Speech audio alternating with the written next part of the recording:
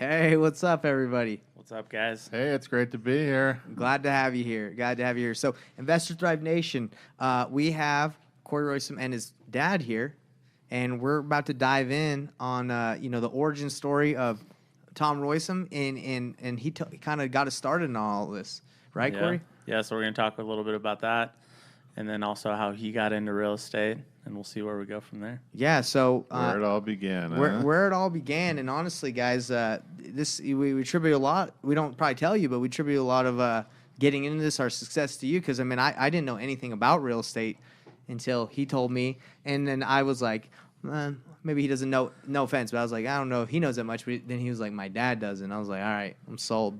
That's all it took. Yeah, so he got, I guess, to just jump in. Yeah, let's just dive right in. But by the way, guys, we have a bunch of podcasts, a bunch of information. So please like, subscribe, and hit the bell icon for more content like this. But let's just dive right into it. The origin story of the OG. Go to investorthrive.com right now to check out some of our free training on how you can make money as a real estate investor, or schedule a time with me so we can chat about our mastermind mentorship and how we can help you learn how to wholesale nationwide and grow your business. So like I was saying, I got in started in 2015, and he had started before that, obviously, because I got started because of him. And I told Nate about it. We've kind of talked about our origin story a little bit. Yeah. But we got into it 2018. Me and Nate started wholesaling full time.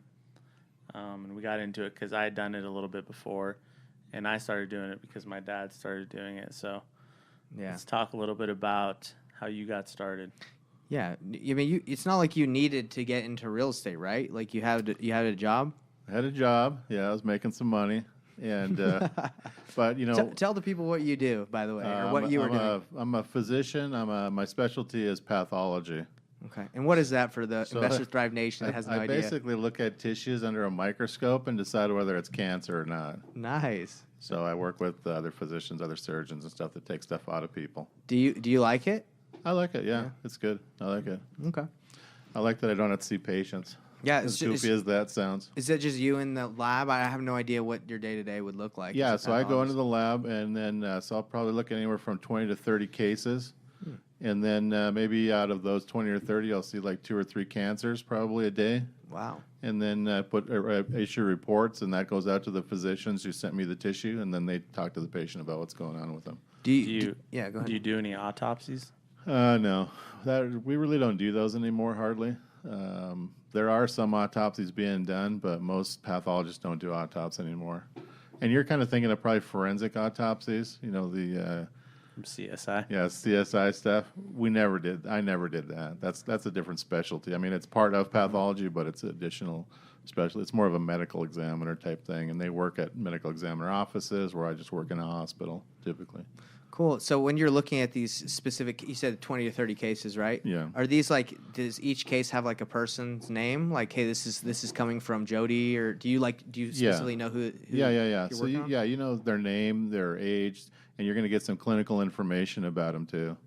Okay. Yeah. So we take all that information, and then we look and we figure out what we're seeing under the microscope. And sometimes we need radiology. Sometimes it's just pretty straightforward what it is. But other times we need to call the physician who sent it and get some more clinical information. Cool. To know what's going on. Is it just you in there that's making the final decision, or do you have to run it by maybe a couple other doctors? No, it's just me. Wow. So it's got a lot of pressure. A lot of weight on you. It is a lot of pressure. Yeah. Because most people. So pathology is kind of the end of the line. Mm-hmm. So you might have some, a patient might have some issue, or they hurt somewhere. Mm-hmm. So they go to their physician, and then the physician tries to figure out what it is, maybe sends them to radiology. Radiology does an x-ray of it. Radiology says, yeah, it might be this, it might be that. We should probably do a biopsy of it. So then they biopsy it. So nobody knows what it is yet. Wow. Has to go through a lot of hands. Yeah, so they biopsy it, send it to us, and then we tell them what it is. Oh. You're the last line of defense. So if we're wrong, that's a bad deal. Yeah. If we're wrong, it's bad. Yeah. But you're never wrong, right? Well, yeah, everybody makes mistakes, obviously. That's true. But what we do is, so hopefully you know what you don't know. Mm-hmm. And so if I don't know something, so I look at probably out of 100 cases that I look at, I probably send like anywhere from 10 to 15 to somebody else who specializes in that area that I'm looking at on that particular patient. So yeah, I don't diagnose everything. just the things that I know. Do you send it to him to verify, or do you send it to him because you have no idea what's going on? Both. Sometimes just to verify, like, I think it's this. You usually have an idea. Sometimes, rarely you don't have any idea what it is. Yeah. You just send it off to, like a Mayo Clinic or, somebody like that. Yeah. That's amazing to learn about what you're doing, because I have no idea how that works. I honestly didn't even know that much. Nobody does. That's why podcasts are fun. You kind of dive nobody deep does. in there.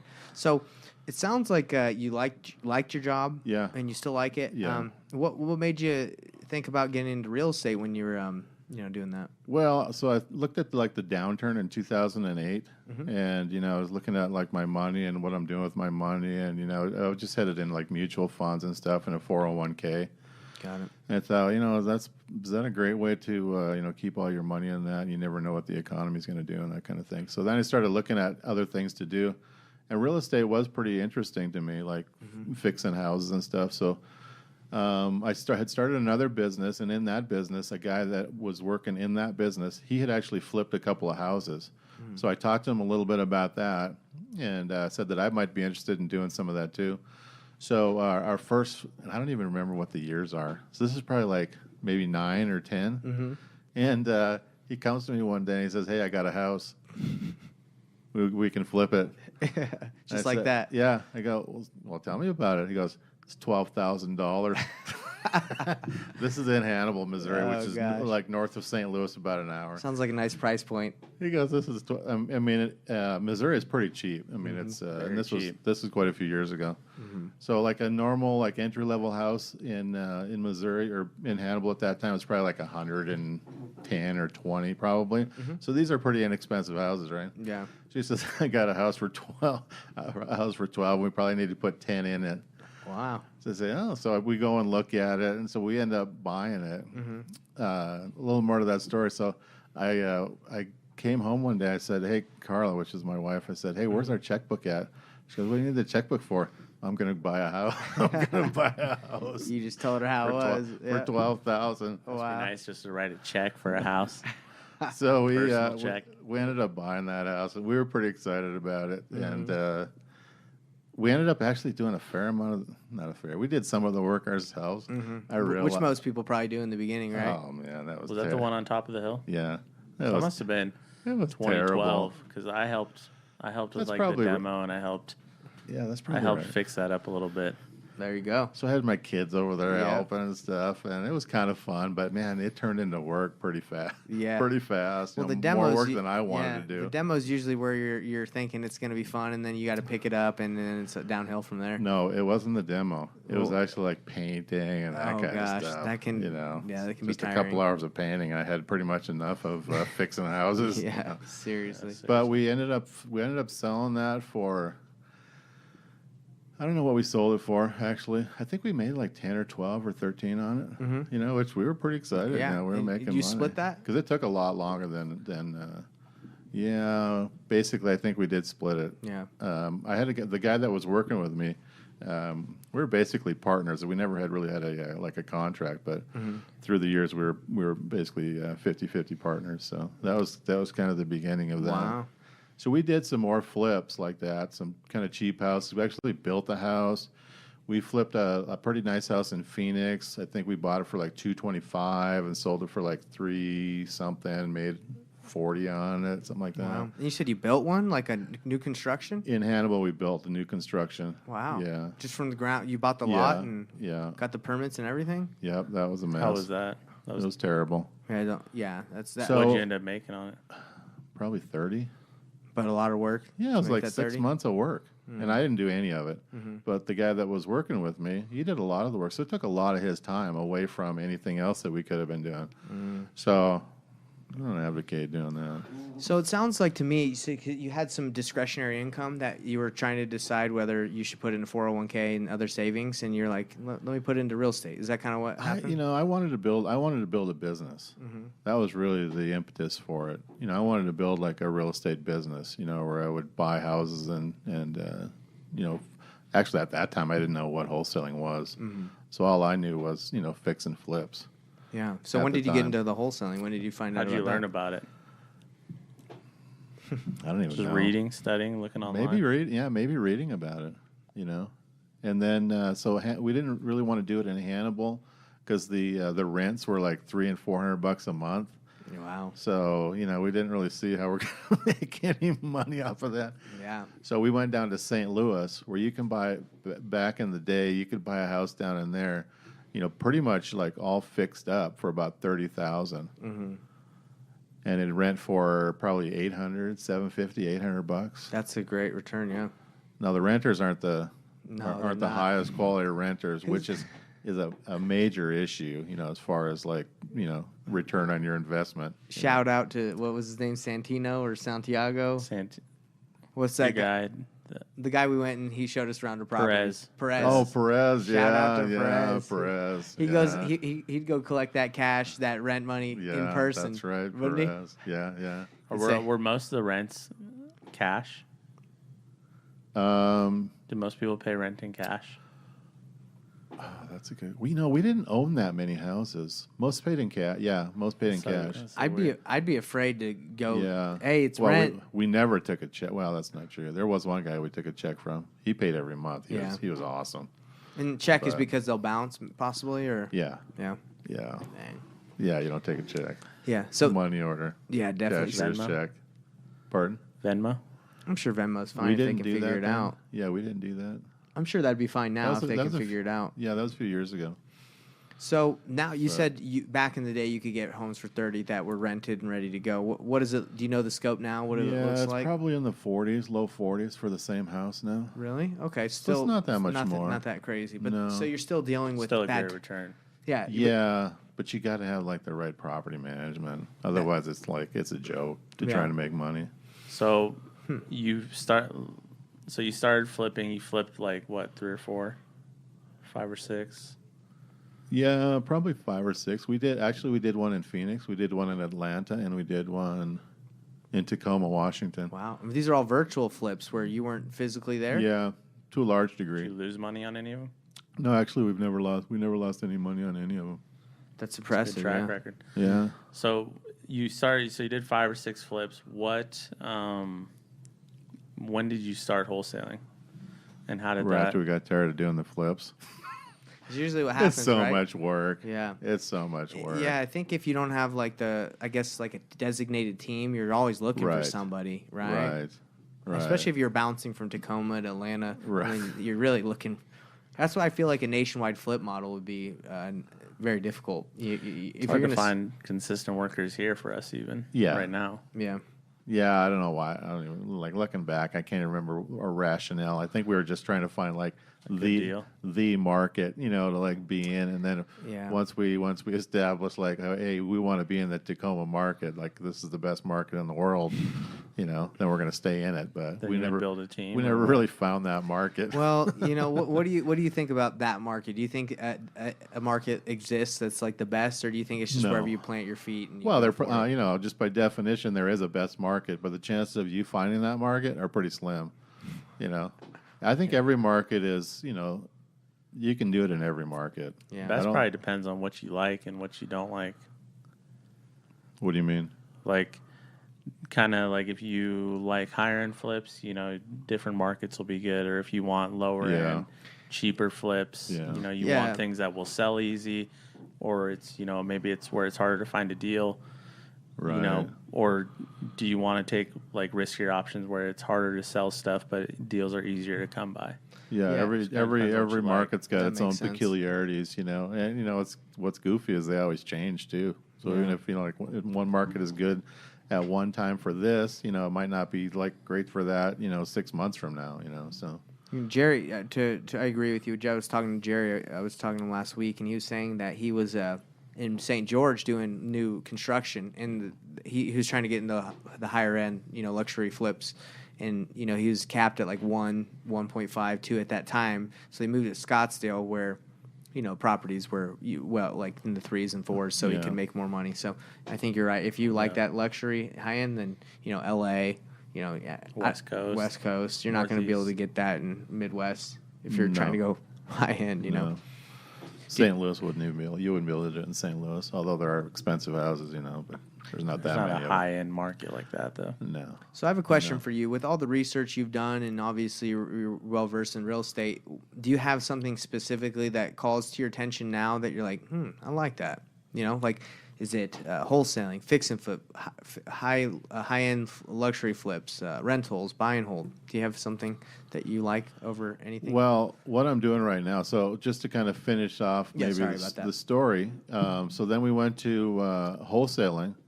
And the reason we went to wholesaling is because St. Louis, that market down there, like we said, we could buy a house for $30,000 and rent it for $800 a month. So what we would do is we would go in and try to buy them for like 10 and 15, turn around, sell them to somebody with the idea that they would fix them up or have their property manager fix them up. And we typically would bring the property manager into the mix with that person that's going to buy. Usually these are out-of-state buyers too. We thought we could maximize our profit by having out-of-state buyers come in and buy them from us versus the people in town who knew that you could get them for $15,000. Yes, of course. So they weren't going to buy them from us for $30,000. So we did that for several years. We did pretty well with that. The only problem that it created for myself was at that time I stopped doing pathology, so it wasn't enough money for me just doing the wholesaling to support myself. So after quite a few years, we kind of stopped. I think the best year we had, we probably did a little over $300,000. That's just in gross income. That's good. So I don't know exactly what that was as far as like income to me, but it wasn't enough for me to live on. Yeah, pathology makes good got money. 5 kids at home. Yeah.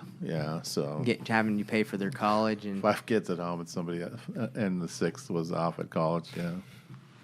That's right. Asking Anyway. you to pay for everything.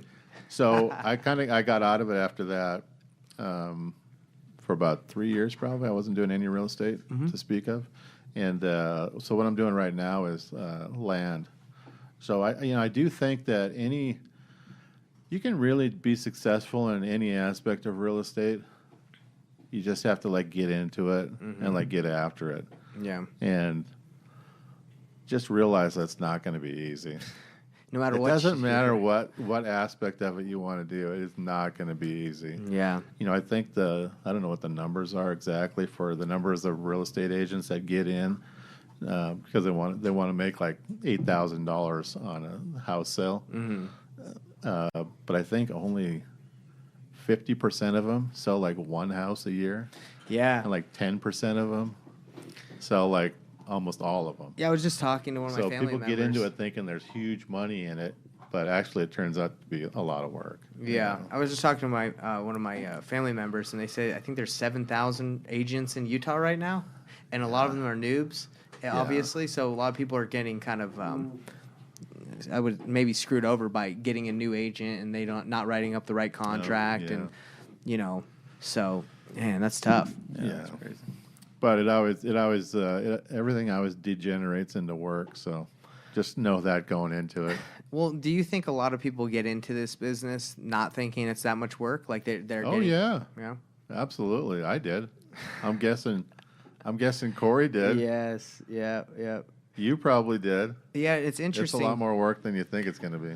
Well, it's interesting. It seems like the people that set themselves apart from the rest are the ones that can get the right systems and processes. Everyone says that, but like the right people behind to do the amount of work required to really build something out and crush it. Because if you think you can do it yourself, there are those one-off investors that have been investing for 20, 25 years and they're well known in their community. So people bring them deals. They have a good network.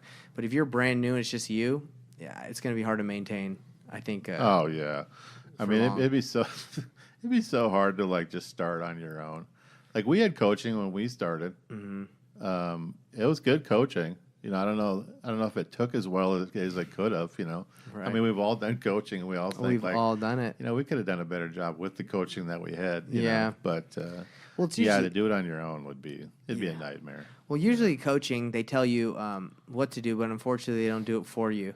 And that's like the hardest part of the business is doing the actions, changing the behaviors, right? Like changing your behavior to actually take the action. Like me and Kory talk about all the time. It's like, hey, if we were just consistent with making 5 offers a day, everyone in the company, we would be fine. Or not even fine, but we would be crushing it. But there's things that happen where you know that 5 easy to offers a not do day. it. Yeah, so easy not to do it. And things, it's the whirlwind. We talk about it in the 4 disciplines of execution. Like, there's just so many Right. things that happen. Like, I have virtual assistants that will ask me things, and I'd rather help them, with that minimal task than do something like make an offer sometimes. Oh yeah, you definitely avoid the things that you don't want to do. Yeah. And those are actually the things that you should be doing. The whole procrastination thing is a big deal. It is a very big So deal. I always, I've thought about coaching a lot. And first off, if you're going to get into something, you got to decide, like, what, I'm going to do this, no matter what. I'm not going to get into it and, like, stick my foot in and see if I like it or not. Yeah. You got to, like, commit yourself to being involved in it and to do it, no matter how hard it's going to get. Knowing that it's going to get hard, because, nothing's going to come easy. Yeah. You always think of, I remember when I first started coaching, I thought, well, this will be like a recipe, So I'm just going to, the coach is going to hand me the recipe, and then I'm going to follow that, and it's going to be nirvana. I'm going to make all kinds of money. And, Yeah. well, even when you're following a recipe, there's still nuance to it, that the only way you can do it is by, like, doing it over and over again, and then you start understanding the nuance, and that's when you can really kind of start making some money. Yeah, me and Kory have talked about this a lot, how, we've joined many coaching programs, and, and just because one person starts an ad campaign on pay-per-click, it doesn't mean you're going to get the same results, even though they're teaching you exactly the same way they did it. You might have the wrong closer on the phone. You might have the wrong, data. I mean, there's just so many things that someone can show you, but it's never exact. Right. Yeah, with our PPC campaign, we had it set up by our mentor. Like, he set it up. He set it up for us. Right. Sean Terry set it up for us. Almost all of our leads at the beginning were basically robot leads. Like, the phone numbers didn't work, the emails didn't work, and now we've made some tweaks, and all our leads are still small towns. So, like, we have the exact same campaign as he does. Yeah. And But one thing we don't have that's exact is we don't spend $4,000 a day on it. That's true. Yeah. Well, even if somebody sets it up, whatever, it's never going to be the same. Like you said, you got different people answering the phone than he's got answering the phone. But even before different someone scripts. even comes to answer the phone, it's a completely different result. It's crazy, isn't it? Same thing with cold calling, right? Like, you pull a list, and you skip trace that data, and you get the cold caller. Maybe that one cold caller I have, for some reason, was feeling froggy and did a better job than the other guy. So that's interesting. It's that's business, right? It's who's the greatest leader and who can help people, build that culture, build that business to get people rolling. Well, it's always like, you want to tweak the stuff that's not working, and look for better ways of doing it. You can't just come in and it's not going to just work like you want it to work when you first start out. It's a process. You talked about, somebody that's killing it, that's been doing it for like 20 years. Well, I guarantee you, when they first started out, they were not killing it. No. They didn't start out killing it. They started out like everybody else starts out. Yep. Not knowing what they're doing and spending a lot of money and getting some returns and being unhappy with the returns that they're getting. Everybody goes through that. Yeah. I wish it wasn't like that, right? But I guess it separates the people who can't stay consistent from the ones that can. I kind of don't look at it like that. I'm kind of glad it's like that. And if it weren't like that, like, everybody would be doing it. Yeah. And if everybody were doing it, then it wouldn't be there. Yeah, it wouldn't be. You wouldn't be able to make money doing it, obviously. That's true. That's so true. I've kind of come around from, I'm not wholesaling anymore houses, but I'm wholesaling like raw land is what I'm doing right now. I started this about 6 months ago, and I got a coach that I'm working with. So we look for lots that are like within communities. We look for lots that are right outside of communities, like maybe a new development. And we look for, they're not lots, they're just like acreage outside of cities where people want to go and maybe ride motorcycles or do whatever, or put a camper on it or whatever. Cool. So this is just like raw land. The strategy behind it is basically it's land that people don't really care about so much anymore. Maybe they inherited it. Maybe they've had it for a long time and just don't use it anymore, paying taxes on it. And, of course, that's not the majority. So you're kind of looking for that 5% of people again, Just like you, you know, just like you are in wholesaling. So yeah, you identify. It's so the list that we pull basically. We look for lots. We look for absentee owners in a certain area of the country. We look all over the country too. We basically do it by counties. You can get down into like zip codes and actually like neighborhoods too. But so you look at like the number of solds versus the number for sales. So you don't want it to be a really hot market. You don't want it to be a really cold market. You kind of want it to be somewhere in between. And then you send lists out. And like I've got a couple properties right now that I'm pretty excited about. I'm surprised I haven't sold them yet. But I bought them for $700 each during a development in South Carolina. Really? Hey, by the way, I got on a call. I was on with helping Jerry Norton with one of his coaching calls, and someone has a 5-acre lot there. He just closed the deal with a lady, and she's like, "Hey, I have a lot for sale, 5 acres in North Carolina, outside of Greenville and Wilmington, and I can't remember exactly. I don't know if you'd be interested, but maybe you could help Sure. out. It's just a bunch of woods. It's a deal. It's a wooded, yeah. If maybe I could link you up with him because she Yeah, wants that'd to be great. sell. That'd be great. She obviously probably wants to. She wanted $55,000 for 5 acres, and if you're getting them at $700, then Well, it depends, you know. yeah, maybe you could I mean, talk to her. It just depends. So I'll tell you about 3 of them that I've got. So this one couple own these 2 lots in a development that started about 30 years ago. Kind of went for about 5 or 6 years, and then nobody built there anymore. So people have been paying these POA fees, which you pay no matter whether you've got a house on it or not every month. Gosh. And so some people are getting a little tired of paying those after 20 years, which is this couple. Oh yeah. And theirs was they had 2 lots on golf courses, and I paid like $690 something for one and $700 and something for the other. Well, they're probably, you know, like retail value, they're somewhere in the $30,000 to $35,000 range. Wow. Yeah.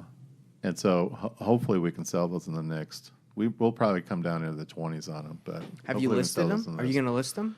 Yeah, I've got them listed right now. Oh, okay, they're listed right now. Yeah. And you bought them for right now. $700. Pardon? You getting a lot of traction? That's another learning experience right there with the realtor trying to figure out, you know, just what's happening with them. Yeah. So his stick is he's telling me like, well, I can't really tell like how many people have like looked at it because nobody can leave cards because it's raw land. Yeah. Thinking somehow you got to be able to tell like Yeah, if you people gotta are somehow- looking at it, right? Has anyone called you about it? I guess that'd be the only way, right? So I was worried that I was gonna lose these because I just had them under contract. So I was worried I was gonna lose these. So I had actually been working out in Florida. So I drove up and bought the 2 lots from this couple. I was probably 5 hours away. You wrote so a check or cash? What did I do? Actually, I gave him cash. I gave him cash. For a quick claim deed? Yeah. That's awesome. Because I didn't want to lose them somehow, like have them find some other buyer, you know, that came and sounds bought like a them, good you deal. know, so $700 for I land? was pretty sure I'd get my money back from that. And if you don't, I mean, chalk it up to Yeah, I whatever. mean, how much could I lose? Yeah. Well, how much are the fees? Do you know every year? Yeah, it's about $140 a month That's pretty pricey for Yeah. just renting land. for no house. For a $700 lot. For no house, that's a lot. Wow. Yeah, Well, Because it's on a golf course? yeah. we hope you sell I'm them. looking for more. We want I'll you. sell We them. want to get you back I'll here when you do, and we I'll don't want to sell- hear I'll sell about them. it. Hopefully you can get at least 1,000 for each one. Yeah, exactly. That's awesome. No, I'm gonna. Well, there's no way I'm gonna make less than 25 each on these. Yeah. Yeah. and then I'll have the realtor to pay. Oh, I'm paying the realtor 10%. 10%. Yeah, because it's low dollars, Oh. so they won't do them for That makes less sense. than that. Okay. If you want them to do anything with them, you know. That makes sense. Yeah, when you're in that low range. I had another one that I bought. These were in South Carolina. I had another one, a really good deal that I bought. It was on like a reservoir in Tennessee, right on it. It was probably like 1.4 acres, I think. Had it under contract for $21,000. Talked to another realtor who knew like the area. She said, "Well, we could probably, you know, in a perfect world, get 75 for it." People that have asked for offers, they got to get offers out to. I wish people were begging us for offers. Like sitting there right now, you know. And there's probably a couple of deals in there, you know. One of the other interesting things about land is a lot of the stuff that you sell, you'll sell on owner finance. So I'll buy it for $1,000 and I'll put it under owner finance for 10,000. I'll sell it to for 10,000. They'll put 1,000 down or somewhere close to that, and then get $200 a month for whatever the numbers work out to So be. you'll sell it on owner finance, or Yeah. you could probably even buy it on owner finance from the seller. Well, you're buying so cheap though. Yeah. That you're not going to owner finance $1,000. Yeah. I guess the lots get more expensive, right? Yeah. Yeah. But usually, if they're more expensive, people pay cash for them, so they're not as owner financey. Okay. What do you think the missing pieces in your business are right now? Like the top two? Well, one or two. Finding the areas that you want to send mailers to. It's through mail. It's not Yeah. texting, cold calling. No. So the right market, you mean? Pardon? So finding a good market? Yeah. Because you got to constantly be looking for them, which includes going on Zillow basically and finding out, the market's based on how many for sales there are versus how many solds there are. So it's got to be a market that is active enough where you can actually sell the property, but it can't be too active where everybody in that market, the owners of those properties, know that the market's hot, so they're not going to sell it to me for $700. Interesting. So you Sounds got to like a good identify strategy in general. Yeah, you got to identify the market, which takes a lot of Yeah. takes some effort. Oh, for sure. Takes some effort. I bet it does. And I've got a couple VAs that are working with me right now, so I'm training them to do that stuff. What are they doing? Making the calls? Doing comps. Comps takes quite a bit of time. I'm training one guy. These are part-time guys. How much you paying, by the way? The one, $3 an hour, doing the comps, and the other $4 an hour. Are they good? Yeah, they're gonna. I think they're gonna work out pretty good. I'm just kind of in the training mode right now, but yeah, I think they're gonna work out pretty good. Yeah. How often do you train them?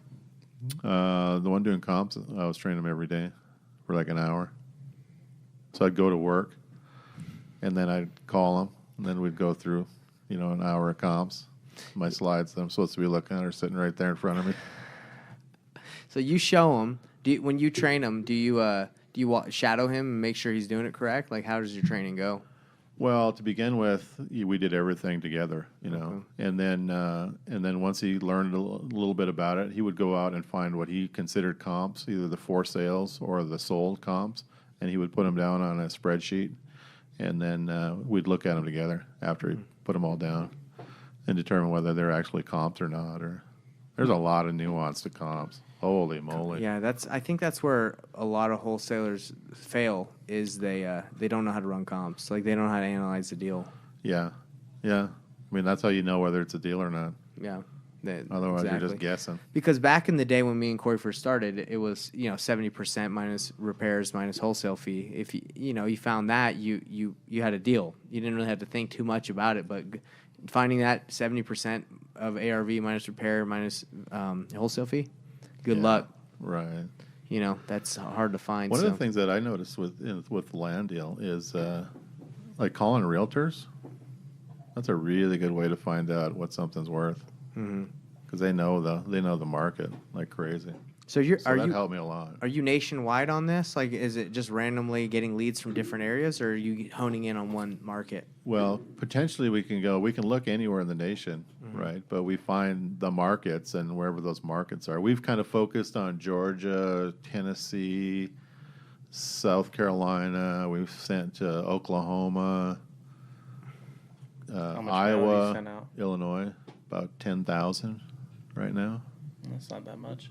No, not really. What I want to do is send about 1,000 a week. So the last time I sent was probably like 4 weeks ago. We sent 1,800. So that's kind of how, not 1,000 a week that I'm doing right now. Yeah. But I want it to be more stable. And that's why I've got to have somebody that's looking at markets like constantly to see what the best market is, so we can send those out every week. Wouldn't your coach know which are the best markets to go after, or not really? No. Just coaches. Yeah, that's a good question. Yes, they could. They Why don't you could. just tell me, boy? Bro. Well, that's exactly right. Said, You know, I don't know either. and on these coaching calls, it's like, why don't you just tell me the market? And they go, because you're gonna have to do this on your own. You realize that, right? Because I don't know. At some point, you're not gonna have a I've never coach. done it. You know. Yeah. So you need to learn how to do it So yourself. I just took this course that I'm teaching you. I think we've all asked that question of our coaches. Why don't you just tell me what market to get into? Yeah, and the answer is they all work and they all take a lot of work. Right, Yeah. right. Yeah. So That's funny. Well, it's cool that you kind of went into that and you're doing it with a full-time job. Have you thought about hiring like a higher level VA? you mean might like cost a little more. like an American Or just, someone. knows what they're doing already? Yeah, because I've we thought about found it. some VAs that are really skilled Well, they're high in level. like the $7 range. If you can get up to $7, you're getting very, very, maybe even more competent than Americans because great English, very intelligent, and they work very hard. Yeah. 'Cause- I've got one right now that's he speaks English. He sounds like you and I. For $4, Yeah. you got hooked up then. Yeah. But because they can speak good English doesn't necessarily mean they can get it done. Like Well, I'll take. That's what we're working on It's right not even now. the English. It's to like figure that It's out. just the competence overall. Yeah. I would say high IQ. If you can get someone with a high IQ, High IQ that wants to learn and do it. because Yeah. Willing to put in time. I have a couple of VAs that they get it. They're awesome. Yeah, you ask them to do something, they don't come every 2 seconds. It's better than I could have done. It really is. Oh, really? It is better. Well, that's yeah. what you wanted. That's It what you is. want to have. And I have a team of people that just do it better. Are than these me. like detailed type jobs that you're having them do, or do they have to like think on their feet and Both. and kind of have an imagination type of thing? It's One detailed. of the girls that we've had her for 6 months almost, maybe longer. I mean, she's incredible. She goes above and beyond. She does stuff that we don't even ask for. She's great. That's awesome. She's pretty much running Investor Thrive. I would hire somebody like that if I found somebody like that. Well, We could Where'd probably you find- we could guys probably fi- find someone? Where'd you guys find them? we at? have a VA placements company. If you Yeah. look at, I'm just gonna start. Hey, that's a really good idea. Maybe I should start that business. Yes. So Give me something else to do. We actually already have started it. yeah. Oh, you have? Well, let me tell you why. It's part of Because Investor Thrive offering. yeah, so the one who is amazing, she managed a VA placement service of 50 virtual assistants before, so she knows how to structure it. So I said, "You ready to do it again?" So she knows how to do it. She knows the right people to hire, how to put them. So She had a VA business where she would. she ran the VA She is business for an like, American. I gotcha. She was like the manager over it. Is she Filipino? Yeah. But she's awesome. She She's like great. I'm telling you, like we're gonna. Very organized, very Hey- detailed. Pace Morby has a business. I think it's called Start Virtual. That does. I think it was like $15 million in just a virtual assistant business. So I was like, Ja, look at his website. We're gonna recreate this, and we're gonna do exactly this. And she's like, okay. Do you We'll guys see if we know? get Do you there. guys know the guy who does online? I think I talked to Kory about this. Online PH. It's a virtual assistants out of the Philippines. He's a guy in Utah here. I think his name is Jonas, maybe. I don't remember you telling me. I don't remember. his name. Online PH. What does PH stand for? I think Philippines. Philippines. Okay. Yeah, it's the. Yeah, I mean that virtual assistant gig is legit because I mean really like when me and Kory first started doing virtual assistants, like it was a struggle, right? You had to train them, you had to show them Yeah. everything, and as soon as we started hiring and paying a little bit more money, it's like they're great employees, great. Because if you Yeah. pay, our experience, we actually have one. I think we pay her $5. Keva, she's awesome too. She's great. Mm-hmm. She does great too. But in that 3 to 4 range, it's really tough to get someone that, Someone good. yeah.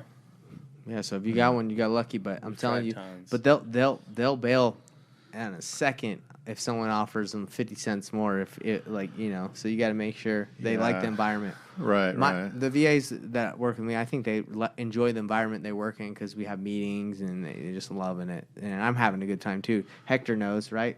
Well, I So- think one of the big issues with VAs, and it's it's really not their issue. It's really like our issue is they want something stable. They want something that's going to be there, not for like 2 weeks and then be gone. You know, they want something they can work at for like years and years, you know. Yeah, and what I found with virtual assistants is that they're employees. You got to treat them like employees. Like, you know, invite them to team meetings, talk to them like normal. It's not like just like, hey, I'll talk to you in a week, you know. Just like involve them and, you know, chat with them. That's how I treat them. So I think creating that culture for them where they feel like they're part of the team. Because even like our guy Sean, who lives in Atlanta, like if, you know, people being virtual, they got to feel like they're a part of the team. Yeah. Or they're just going to fizzle out. Right. And I think that's what's happened with a couple of our employees that have quit. Like, you know, Jake, it's just like, I think he just stopped coming to work and then, you know, work from home and then fizzled out. Like, you really got to, again, if you're not going to have an office, you have to create an environment.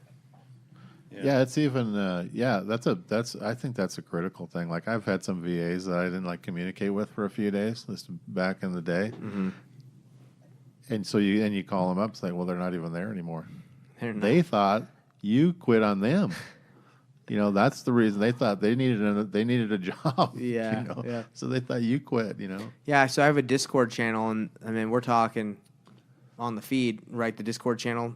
Whenever they need something, they're talking to each other. And I think another thing too is you can put them in leadership roles too, and they feel, you know, they can do it, and they feel like a bigger part of the company, you know. And titles, again, you know, are important, right? Like, hey, you're not just the virtual assistant; you're the executive to the CEO. You know, and that's what Ja put that on her signature: executive to the CEO. That's awesome. And that just sounds cool. It's a big cultural thing, from what I understand. Yeah. For somebody in the Philippines to say like, "Hey, I'm the executive of something," you know. Whatever, it's a big cultural thing. It's important. It's important to them. It feels good to feel important, you know. And if you need to call, you know, the cold caller, the head designated closer or whatever, come up with your own name. Yeah. Hey, say everyone choose your own name. You want to be. You want me to call you president? Just tell me. My favorite thing is that they call us boss. Yeah. Hey, boss. Oh, do they? Well, you know, it's funny. So Ja's running the meeting now for the VAs in the weekly meetings that we do, and they call her boss. They're like, boss, and she's like, I made it. And the thing is, I don't like being called boss. I don't know about you, but I think it's awesome because it's just like it's not. I think I don't know. That's just not something that happens here. But it was funny because last week or two ago, I was like, all right, everyone choose your titles, whatever you want, and they all were like cracking up, having a great time because they're just like probably doesn't happen very often. And she's like, I want to be the CEO, boss. That's what Jocelyn. I said, you are one day. You're going to run this whole thing. How about the COO for now? Hey, make him the CEO. Who cares? Yeah, go ahead. You're the CEO. You run. You gotta work 24/7 though. Yeah, really. No going to sleep. So, have you guys thought about making partners? Is not the right word, but giving them percentages. You just paying hourly. Everybody hourly. We do hourly, and then I say for my coaching business, anyone that signs up, I'll give you a percentage. Anyone signs up for the mastermind, so I'm hooking them up on that. When it comes to the real estate business, I think you pay them a commission. Yeah, I mean there's commissions. Are they doing commission work? So you're in ours, yeah, both sides, yeah. Because I have setters in the investment tribe business. They have lead managers, closers, acquisition guys. Yeah. So you guys think you're right where you want to be with VAs? Like, I think you don't think it can probably get any better. Like because I'm thinking it can get better. It can get better from what I'm doing. I think I have I have a great team on my end. It might be able to get better, but our better right now is like 10 times better than what you're dealing with. Like I can see it being better. You guys don't really see it getting better. Yeah, if you want, it could. I mean, you could find better people, I'm sure, but yeah. I mean, you could always find someone better, but where you're at, based off like what we've done in the past, just my guessing, is that you're like probably 10 levels below where our VAs are at. These are better than I'm telling you. You need to sign up for Investor Thrive. Regroup. You need to sign up for Investor Thrive VA services. Do you have an opening in your coaching? Getting some VAs. Yeah, no. I mean, if you're interested, what she does is great. She just lines up 3 interviews, and she sends you their calls, like their recordings, so you can see how they sound, and then you interview them. And if you want to keep any of them, then you hire them, right? So you're able to do your due diligence. But it's interesting because, like I said, it makes the world of a difference, like hiring the right people. And that's what I've learned from watching and learning from a lot of these mentors is like these guys didn't get there alone. They got there because they were able to. Right. I think Jason Lewis, I heard he runs his whole team through virtual assistants. They leverage other people. They got to. You've got to be great. You've got to be great. You've got to be great at that, or you're not going to ever go very far. I mean, you can do pretty well on your own with a couple of people but if you really want to like make some money and leverage your business, you got to have like great people working for you. Yeah, I've just seen too many businesses now where the guy that you think runs the whole thing, he's got everybody running everything, and he's the face. You know? Yeah. You just find out he doesn't even know what's going on. Well, that's really what you. I mean, I've been watching some podcasts and reading some books and stuff, and you guys probably know who Dan Sullivan. Well, I know Kory does. Dan Sullivan. He's with Strategic Who, Coach. not how. Okay. Yeah. Who not how. Anyway, one of the things that he talks about is you became an entrepreneur, not to like do everything. Mm-hmm. It was typically you've got ideas on stuff that you want to do, and if you try to do it all to make those things happen, you don't like have enough time in your lifetime to do it. You got to get other people to do the work, basically. Yeah. To be able to do the other thing that you thought about doing, so you can go from business to business and have somebody else doing. And that's what gets me thinking about companies that really want to build and grow. They raise capital, right? They go and do rounds of funding so they can hire high level talent, and that's how they build and grow. And when we started with $0, and we've tried to build by making everything was $0. Everything was $0, but it sounds like though. Let me tell you something about $0. It has its benefit. You earn your stripes right there. Well, one of the mistakes that I made is like I had money. Mm-hmm. So it's you don't have the level of desperation for one thing. That's true. And then it's always easy to like throw money at it. So it was easy like when we weren't selling any of the houses we had under contract. Well, I had money that I could just keep buying more and more letters, and not really looking at is what we're doing the right thing to do or not. That's true. So we could just keep throwing money at it. That does make sense. That does make sense. Having money is not necessarily a solution to all your problems. Well, sometimes it's nice, but no, that's great that you said that because I was in the mindset like we just need to hire, just throw more money at it. But you're right, you could get in trouble by just being like, What you probably needed was the right person to help you solve a certain problem. Yeah, that and the right mindset. My mindset shouldn't have been like, I can solve my problems with money. It should have been, I can solve my problems by figuring out what the problem is and fixing the problem. No, 100%. I agree with you on that. Yeah. So, it's anyway. kind of like that quote by Benjamin Franklin. He's like, if I had an hour to solve a problem, I'd spend 55 minutes like framing the problem and trying to understand the problem. Wasn't that Abraham Lincoln that said if I had to chop a tree down, I would spend 7 hours. If I had 10 hours, I'd spend 9 hours sharpening and then 1 hour chopping. That's a version of the same. Yeah, same they're all. I didn't know if Abraham Franklin said that. They're all just copying each other now. Yeah, really. Hey, that quote, I like that quote, but maybe I can tweak it a little bit. Yeah, I like that one. And have that quote as mine. Exactly. Every president's got their own version of it. But hey, anyway, I don't know how long we've gone, but it's been a great chat that we've had, and I think we've covered. Coming on. Yeah, we've covered a lot of great topics. It's been fun. Yeah. Hope to have you back another time. See how the land's going. Once I sell those, I'll let you guys know. Once I make $25K on each of them. Take us out to Roost Chris on that dime. There we go.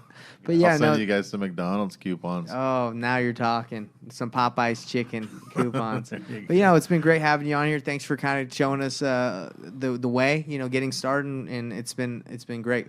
It's fun watching you guys be successful too. For a short time there, I was worried about you guys. now I'm less worried. Well, I appreciate it. When were you worried? A week ago.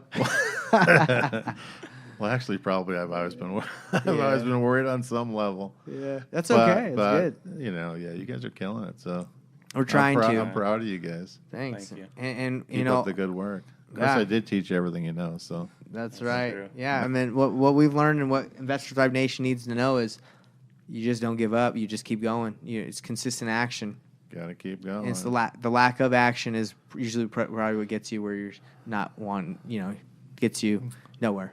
Yeah, I was thinking about, you got to decide, you got to commit to, you're going to do it. Mm-hmm. But you've also probably got to have somebody else that's going to help you, like be there to keep you committed. Yeah. It's hard to do it on your own. That's why I think as so a you can partnership, have it's a coach or yeah. a partner or somebody that's going to say, hey, you know what? You told me to tell you, like when you wanted to stop doing it, you were never going to stop. So here I'm telling you, Yeah. like get going, get after it because you can be successful, if you just never stop. Yeah, I agree. That's why coaches. I mean, I think people get into do coaching because they think it's going to be the solution to get them, everything right. But it's not like the recipe. It's a piece of it. It's a piece. Yeah, it's a piece of it. It's kind of a critical piece of it too. Yeah. It's not like a small piece. It's a critical piece that can help you. I was just reading. I was reading another book. Actually, Dan Sullivan was one. And a lot of times as entrepreneurs, we kind of look at, like this is where I want to go. Mm-hmm. I want to be making $1 million a month. Wholesaling. Or whatever the number is. Right. And you're always looking at that $1 million a month, and you're always like disappointed because you're not making $1 million a month. Yeah. Well, what he talked about was, stop looking at the $1 million a month. Look at where you started from, Oh God. and look at like how far you've come. Yeah. And that gives you energy, and that kind of gets you excited about moving forward instead of always looking at the $1 million a month or whatever your goal is, and being disappointed or being upset or irritated or whatever. I agree with that statement 100% because I think we're always trying to strive for that goal, and Right. you don't really realize that 2 years ago me and Kory were kicking a squatter out of a house. True. So it's just crazy that Those are awesome Yeah. stories, though. yeah. Or for example, last Friday I interviewed Jerry Norton on my podcast, Yeah. and 2 years ago we were sitting in his fast track program. Paid him Right. to teach us, and now I'm able to interview him, and we have a good relationship, and I help him out, Right. and he helps me out. So it's crazy, right? When you look Right. back at that, you're like, Right. that's sweet. If you look back, you're thinking, well, back 3 or 4 years ago, you had no idea, or there was no chance you were ever going to talk to that guy. Yeah. Or that you're going to be in his network. Exactly. Yeah. Yeah. So it's all about leveling up, and I think everybody, Investor Thrive Nation, needs to know, like you said, don't always focus on the end goal. Look back and see where you come and appreciate the journey. Appreciate the progress that you've made. Pat yourself on the back and then get back to work. That's it. All right. Well, thanks, guys. Hey, thanks. It's been fun.